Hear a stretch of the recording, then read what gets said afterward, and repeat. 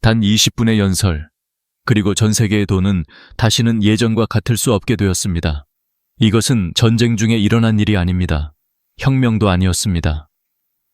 1971년 8월 어느 일요일 밤 리처드 닉슨 대통령이 텔레비전에 등장해 돈과 현실 사이에 마지막 연결고리를 끊어버린 사건이었습니다. 그날 밤 돈은 죽었습니다. 그리고 그 자리를 대신한 것은 완전히 새로운 무언가였습니다. 오늘날 살아있는 대부분의 사람들이 한 번도 의심해 본 적 없을 만큼 강력한 환상 말입니다. 이것은 돈이 죽던 날에 대한 이야기입니다. 미국이 현대 역사상 가장 큰 금융 쿠데타를 일으킨 밤의 이야기입니다. 1971년 이전에는 돈이라는 것이 어떤 의미를 가지고 있었습니다. 당신이 1달러를 손에 쥐고 있다면 그것은 단순히 종이 조각이 아니었습니다. 그것은 청구권이었습니다. 금으로 보증된 약속이었습니다. 35달러를 은행에 가져가면 금 1온스를 요구할 수 있었습니다. 이것은 제2차 세계대전 후 뉴햄프셔의 작은 호텔인 브레턴 우즈에서 맺어진 확고한 약속이었습니다. 이 합의는 미국 달러를 세계 금융 시스템의 닻으로 만들었습니다. 파운드나 프랑이나 엔화 같은 다른 모든 통화는 달러에 고정되었고 달러 자체는 금에 고정되었습니다. 아주 단순한 아이디어였습니다. 금속을 통한 안정성, 그리고 희소성을 통한 규율이었습니다. 정부는 허공에서 가치를 찍어낼 수 없었습니다. 수십 년 동안 이 시스템은 작동했습니다. 시스템은 산산조각난 세계를 재건했습니다. 무역은 번창했습니다. 달러는 단순히 미국의 통화가 아니라 세계의 통화가 되었습니다. 하지만 수면 아래에서는 무언가 균열이 생기고 있었습니다. 브레턴 우즈 체제의 약속은 단 하나의 조건에 달려 있었습니다. 그것은 미국이 보유한 금보다 더 많은 달러를 찍어내지 않는다는 것이었습니다. 한동안 그 규율은 지켜졌습니다. 하지만 제국은 언제나 유혹을 뿌리치지 못하는 법입니다. 1950년대와 60년대에 미국은 전 세계 어디에나 있었습니다. 마셜 플랜을 통해 유럽을 재건했고 한국과 베트남에서 전쟁을 치렀으며 고속도로를 건설하고 달에 착륙했습니다. 이 모든 것에는 돈이 들었습니다. 미국이 가진 금보다 훨씬 더 많은 돈이 필요했습니다. 1960년대 후반이 되자 계산이 더 이상 맞지 않게 되었습니다. 포트녹스에는 약 2억 8천만 온스의 금이 있었지만 전 세계 은행과 외환 보유고에 유통되는 달러는 그 2배가 넘는 양을 나타내고 있었습니다. 외국 국가들이 이를 눈치채기 시작했습니다. 프랑스가 가장 먼저 미국의 허세를 지적했습니다. 금융제국을 군사제국만큼이나 불신했던 샤를 드골 대통령은 프랑스가 더 이상 미국 달러를 보유하지 않겠다고 선언했습니다. 대신 그는 금으로 지불할 것을 요구했습니다. 프랑스 선박들이 실제로 뉴욕으로 항해하여 포트녹스의 금괴를 싣고 본국으로 돌아갔습니다. 곧 다른 나라들도 뒤를 따랐습니다. 독일과 일본, 심지어 영국까지 달러를 금으로 바꾸기 시작했습니다. 미국의 금 보유고는 점점 더 빠르게 고갈되기 시작했습니다. 문 닫힌 방 안에서 닉슨의 참모들은 공황 상태에 빠졌습니다.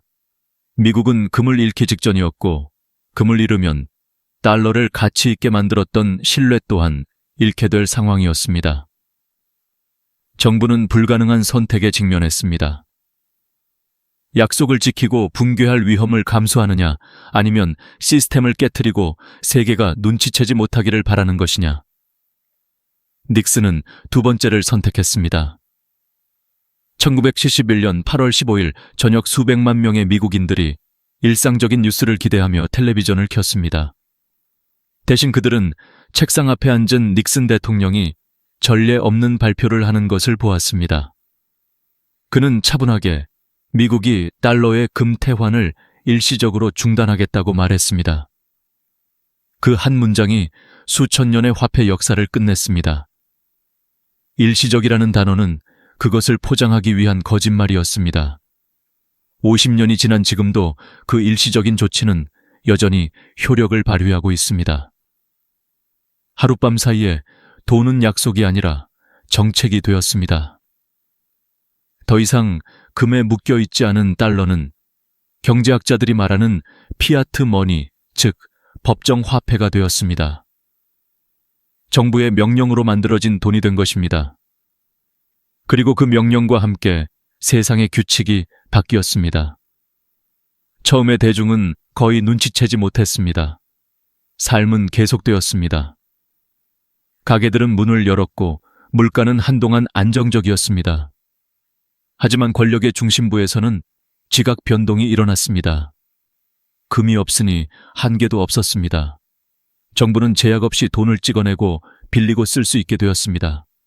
돈은 더 이상 광산이나 생산성에서 나오지 않았습니다.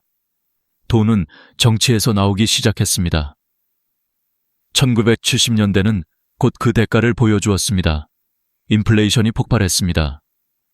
식량, 연료, 주택 등 모든 것의 가격이 치솟았습니다. 1971년 미국 평균 주택 가격은 25,000달러였습니다. 1981년에는 그 3배 가까이 되었습니다. 기름값은 4배가 되었습니다. 달러의 구매력은 10년 만에 절반 이하로 떨어졌습니다. 평범한 미국인들은 주유소와 식료품점에서 그 고통을 느꼈습니다. 하지만 월스트리트에서는 새로운 시대가 열리고 있었습니다. 바로 부채의 시대입니다. 돈이 금에서 풀려나면 그것을 고정해줄 다른 무언가가 필요합니다. 미국은 완벽한 대체물을 찾았습니다. 바로 신뢰입니다. 정부가 시스템을 관리할 것이라는 신뢰, 달러가 언제나 받아들여질 것이라는 신뢰, 빚이 영원히 늘어나도 어떻게든 해결될 것이라는 신뢰였습니다. 단기적으로는 그것이 통했습니다. 닉슨의 조치는 미국에게 금 보유고 걱정 없이 전쟁과 복지, 그리고 적자를 감당할 자유를 주었습니다. 경제는 인플레이션과 신용의 순환 속에서 호황을 누렸습니다. 그리고 1980년대에 이르러 이 새로운 금융 종교는 달러 본위제라는 이름을 얻게 되었습니다. 세상은 이제 달러를 금으로 뒷받침하는 대신 달러 그 자체로 자신들을 뒷받침했습니다. 모든 무역과 준비금 그리고 대출이 달러로 표시되었습니다. 미국은 지배력을 유지하기 위해 상품을 수출할 필요가 없어졌습니다. 그저 화폐를 수출하면 되었습니다. 하지만 더 어두운 결과가 있었습니다. 돈이 끝없이 만들어질 수 있게 되면 부채는 중독이 됩니다. 정부는 선거에서 이기기 위해 빚을 냅니다. 기업은 자사주를 매입하기 위해 빚을 냅니다. 가족들은 임금으로 감당할 수 없는 것들을 사기 위해 빚을 냅니다. 번영과 환상 사이의 경계가 흐려집니다. 1971년 미국의 국가 부채는 약 4천억 달러였습니다.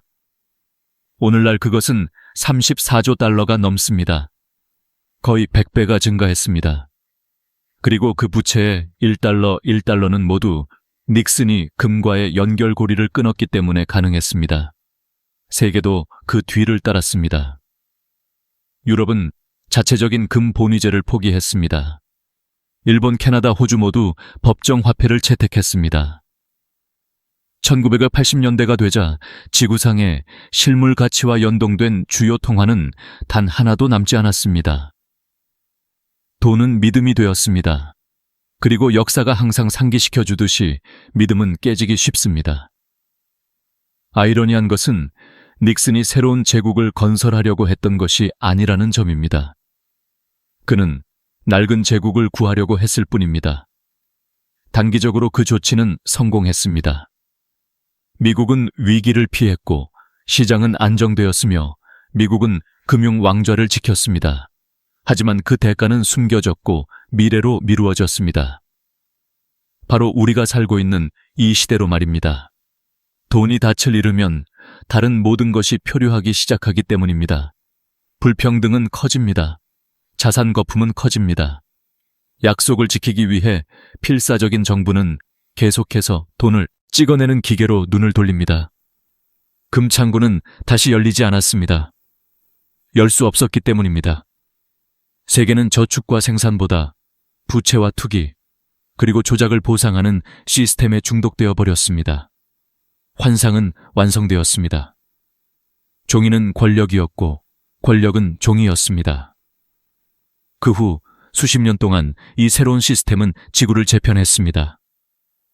페트로달러는 전 세계 석유 무역을 미국 통화에 묶어두며 지배력을 공고히 했습니다. 국제통화기금과 세계은행은 달러 외교의 도구가 되어 달러로 대출해주고 국가들을 그 궤도 안에 가두는 정책을 강요했습니다. 그리고 라틴 아메리카나 아시아에서 위기가 닥칠 때마다 혹은 2008년 금융위기 때마다 해결책은 항상 같았습니다. 더 많이 찍어내고 더 많이 빌리고 더 많이 약속하는 것이었습니다. 구제금융을 할 때마다 시스템은 더 커졌지만 더 약해졌습니다. 위기를 뒤로 미룰 때마다 그 심판의 날은 더 멀어졌지만 더 끔찍한 결과를 예고했습니다. 오늘날 세계는 금이나 생산이 아니라 확신이라는 가장 변동성 큰 자원에 의존해 돌아갑니다. 그렇다면 1971년에 정말로 죽은 것은 무엇일까요? 단순히 금 본위제만이 아닙니다. 돈이 무언가를 의미해야 한다는 생각, 즉 돈이 노동이나 희소성 혹은 가치를 대변해야 한다는 생각이 죽은 것입니다. 그날 밤 돈은 정부가 말하고 시민이 믿는 이야기가 되었습니다. 결말이 행복할 것이라고 사람들이 믿는 동안에만 살아남을 수 있는 이야기 말입니다.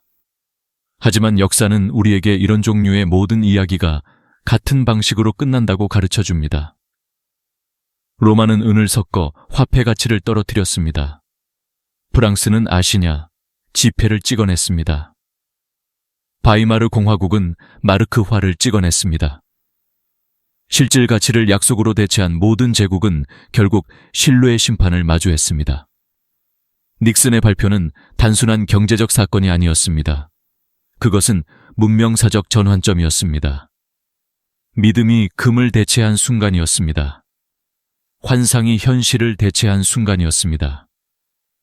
반세기가 지난 지금 우리는 그 결과 속에 살고 있습니다.